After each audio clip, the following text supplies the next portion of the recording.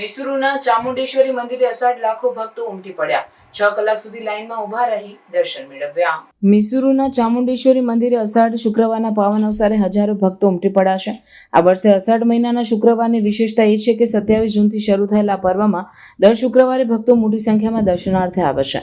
પ્રથમ અષાઢ શુક્રવારે 1 લાખથી વધુ ભક્તોએ ચામુંડી પર્વત પર ચડીને માતાજીના દર્શન કર્યા હતા, જેમાં ઘણા ભક્તોએ 6 કલાક સુધી લાઇનમાં ઉભા રહી દર્શન મેળવ્યા. મંદિરમાં ખાસ પૂજા અને અલંકાર સાથે માતાજીનું શણગાર કરવામાં આવ્યું.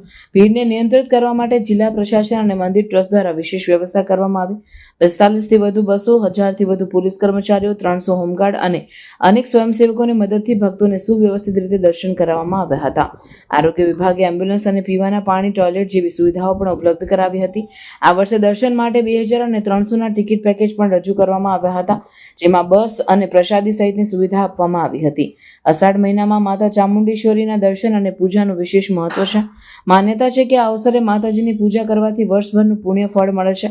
ભક્તો માત્ર મૈસુર જ નહીં પરંતુ આસપાસના જિલ્લાઓ અને રાજ્યોમાંથી પણ મોટી સંખ્યામાં આવે છે. મંદિરમાં રંગીન ફૂલો અને વિશેષ શણગાર સાથે ભક્તો માટે ભક્તિપૂર્ણ માહોલ સર્જાયો હતો.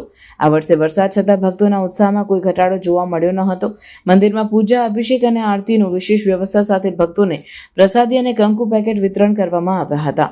મંદિર ટ્રસ્ટ જાહેરાત કરી છે કે આગામી શુક્રવારે દર્શન વ્યવસ્થા વધુ સારી બનાવાશે, જેથી ભક્તોને વધુ સુવિધા મળી રહે.